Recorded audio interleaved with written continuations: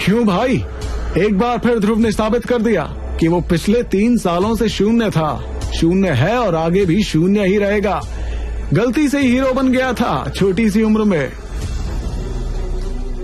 हाँ भाई, हमारे शौर्य दल के जाबाज लीडर हरेंद्र उसके पिता है।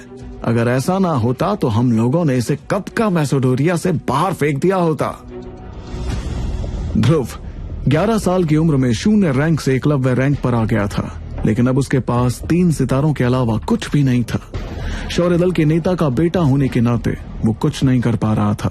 निराश ध्रुव जैसे ही शौर्य महल पहुंचा तो वहां बिना बताए लारा आ गई। मुझे पता चला कि ध्रुव इस साल भी अपनी शक्तियों को नहीं बढ़ा पाया, इसलिए मैं ध्रुव के लिए खास चीज लेकर आई हूँ। लारा ध्रुव की मंगेतर थी। सालों पहले दोनों परिवारों के बीच ये रिश्ता तय हो चुका था। लारा के इशारे पर एक बॉक्स को खोला गया जिसमें हरे रंग की शरबत से भरी हुई बोतलें थीं। लारा, मैं कभी भी अपनी शक्तियों को इस तरह से नहीं बढ़ाऊंगा। तुमने ये सोच भी कैसे लिया? ध्रुव का गुस्सा 7वें आसमान पर था, जिसे देखकर लारा ने मौके पर चौका मारा। सालों पहले ध्रुव और मेरा रिश्ता जो तय किया गया था, मैं उसे आज तोड़ना चाहती हूँ, क्योंकि आज मेरी शक्तियां कहां से कहां पहुंच चुकी हैं, जबकि ध्रुव पिछले 3 सालों से वहीं पर अटका हुआ है। और वैसे भी मैं बहुत जल्द अंबर दल की लीडर बनने वाली हूँ।